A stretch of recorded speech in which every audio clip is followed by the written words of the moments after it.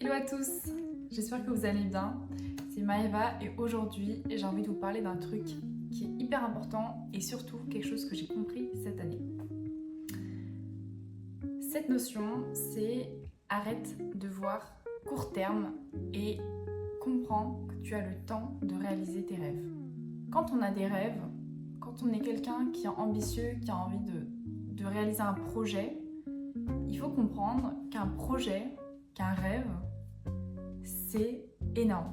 Ça prend énormément de temps et ça peut pas se faire sur 6 mois, 3 mois, 2 ans, peu importe. C'est des choses qui prennent énormément de temps en fonction de vos objectifs. Par exemple, l'exemple qui me vient en premier lieu là, c'est la perte de poids. Parce que la perte de poids, il y a beaucoup de personnes qui veulent perdre du poids comme ça. En un mois, elles veulent perdre tous leurs kilos, 10 kilos en un mois. Mais ces 10 kilos que vous avez pris en trop, vous les avez pas pris en un mois. Vous les avez pris sur plusieurs mois, sur plusieurs années.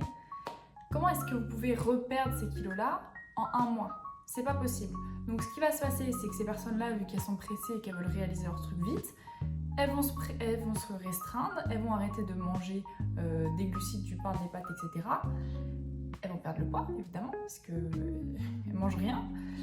Et finalement, ce qui va se passer, c'est que leur métabolisme va se bloquer et elles vont tout reprendre. C'est-à-dire que si ça fait longtemps que vous faites ça, votre métabolisme il va être complètement bloqué, vous n'allez rien comprendre, vous n'allez rien manger et vous n'allez jamais perdre de poids parce que votre métabolisme il est complètement à plat. Quelqu'un qui le fait pour la première fois, ce qui va se passer, c'est qu'elle va juste faire du yo-yo. Parce qu'en fait, ce sera la première fois de sa vie qu'elle fait ça, donc forcément son corps il n'est pas habitué. Il n'a pas encore senti la couille, il va juste se dire ok, je vais voir ce que tu vas faire. Ah ok, tu vas arrêter de manger. Bon bah vas-y, on va perdre. Mais le jour où elle va revenir à son alimentation normale, elle va tout reprendre x2. Et si cette personne-là, cette même personne-là qui avait pris 10 kilos sur le long terme et qui veut les perdre, et si elle prenait juste le temps de changer ses petites habitudes de merde qui l'ont conduit là, et qu'elle voyait sur le long terme, elle pourrait perdre mais pour de bon et jamais les reprendre et pas niquer son métabolisme. C'est le premier exemple qui m'est venu parce que c'est quelque chose que j'ai beaucoup fait souvent avec mon corps justement. Et c'est un truc que j'ai compris avec les projets, les rêves, les ambitions. Quand on a un projet qui nous tient à cœur, on ne peut pas s'attendre à ce qu'il se fasse comme ça en 6 mois, en 1 mois ou en 1 an. Des fois, les projets, ils prennent 2 ans. Des fois, les projets, ils prennent 5 ans. Des fois, les projets, ils prennent 10 ans. Le problème, c'est qu'on glorifie le fait d'aller vite, on glorifie le court-termisme, mais ça crée énormément de frustration parce qu'on a l'impression qu'on n'arrive pas à faire quelque chose, alors qu'en fait, c'est juste que ces choses-là, elles prennent beaucoup de temps. Alors que si on savait, on était conscient et surtout on ne se mettait pas la pression et on se laissait le temps d'atteindre ce truc, on serait sûr d'y arriver et ça créerait moins de frustration, ça créerait moins de pression, ça créerait moins de stress parce qu'en fait on sait que là, ce projet-là, il va prendre du temps. Quelqu'un qui investit en immobilier, quelqu'un qui investit en bourse, c'est la même chose. Il sait très bien qu'il ne va vraiment pas voir le résultat aussi immédiatement que s'il achetait des chaussures, il les revendait. Ça n'a rien à voir. C'est un truc qui prend du temps. C'est hyper long terme.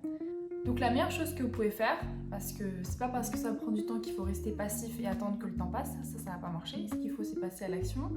Et pour ça, la meilleure chose à faire, c'est justement de prendre cet objectif-là que vous avez, cet objectif qui vous tient à cœur, votre rêve, et vous allez lister toutes les étapes, tout ce qu'il faut, s'il faut du matériel, s'il faut investir de l'argent, combien de temps ça va prendre, tout ça vous le listez, vous faites la liste la plus longue possible pour vraiment avoir toutes les étapes, pour avoir ce projet qui prend vie. Et vous allez le diviser en 3 étapes, court terme, moyen terme et long terme. Qu'est-ce que vous pouvez faire maintenant? Qu'est-ce qui va vous prendre un peu plus de temps et qu'est-ce qui va arriver dans beaucoup plus longtemps? Par exemple, quelqu'un qui veut se remettre au sport, il va pas se remettre au sport comme ça du jour au lendemain, 6 fois par semaine, ça va pas marcher parce que c'est beaucoup trop violent pour son corps, c'est beaucoup trop violent pour lui, il est pas habitué, il va pas tenir le rythme et ça va le saouler. Et surtout, ça va le dégoûter. Donc ça va pas marcher sur le long terme. Ce qu'il faut, c'est Déjà, je me pose, qu'est-ce que j'ai envie de faire comme sport? Ok, moi je suis plus quelqu'un qui aime faire du cardio, j'ai envie de courir, j'aime bien être dehors, ou alors je préfère être dans une salle de sport. Ah non, moi je préfère être en cours collectif avec d'autres personnes par exemple. Donc vous pouvez faire la liste comme ça, qu'est-ce que vous voulez? Dans votre emploi du temps, à quel moment vous pouvez le faire? Est-ce que par exemple pour cet objectif-là, au contraire vous avez envie d'être à la maison et dans ce cas-là, qu'est-ce qui vous manque? Est-ce qu'il vous faut du matériel? Est-ce qu'il faut que vous alliez l'acheter? Combien de fois par semaine vous voulez le faire? C'est vraiment tout ça en fait, de lister toutes ces choses qui vous manquent pour atteindre cet objectif. Si votre objectif à la fin c'est de courir un marathon, ok, bon bah là combien de kilomètres actuellement, où est-ce que je suis, combien de kilomètres je cours, et ensuite vous pouvez vous répartir sur la durée. Court terme, là je suis à 5 km, court terme c'est de courir 8 km. Moyen terme c'est d'en courir 20. Et long terme c'est de finir le marathon. Voilà, donc c'est vraiment de répartir ces choses-là, parce que le problème c'est que quand on pense court terme, et ben en fait on est extrêmement frustré parce qu'on ne se rend pas compte que ça prend beaucoup de temps.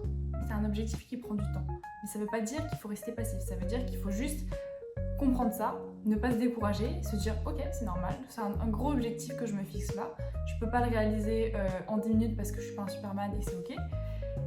Et juste d'aller vers ces trucs-là en vous fixant des objectifs avec des périodes. Donc court terme, moyen terme et long terme. Qu'est-ce que vous pouvez faire aujourd'hui pour atteindre cet objectif? En revenant sur le sport, par exemple, s'il me manque du matériel, bon bah aujourd'hui, là, je suis disponible, je peux aller à Decathlon, je peux acheter des haltères, je peux acheter des élastiques, etc. Et c'est normal de paniquer comme ça quand on a un projet parce qu'on a envie que ça arrive vite. Le problème, c'est qu'on est dans une société qui nous pousse à aller toujours plus vite, qui nous pousse à penser toujours au futur. Et en fait, on ne se rend pas compte qu'il y a plein de choses qu'on peut faire maintenant qui nous permettraient d'y aller d'une manière saine et pas d'une manière qui nous dégoûte, et surtout qui nous permettent d'y aller vraiment et d'atteindre vraiment cet objectif. Donc arrêtez de chercher l'immédiat quand vous avez un objectif qui est ambitieux. Juste soyez conscient que ça va prendre du temps et faites les étapes nécessaires pour y arriver.